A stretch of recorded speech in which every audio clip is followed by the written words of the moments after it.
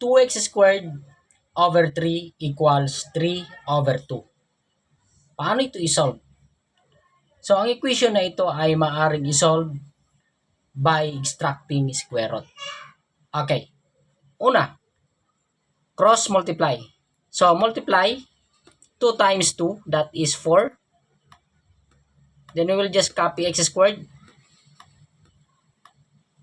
equals 3 times 3, that is 9. Okay?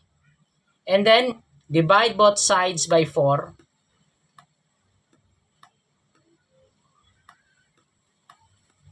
So, cancel. Cancel na ito. May iwan ang x squared equals 9 over 4. Okay? So, sunod, extract square root both sides. Okay? So, that is square root ng x squared ay x.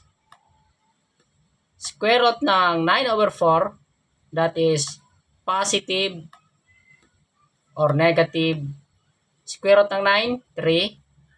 Square root ng 4, 2. Okay? So, bali ito na yung sagot. I hope nakuha. Thank you.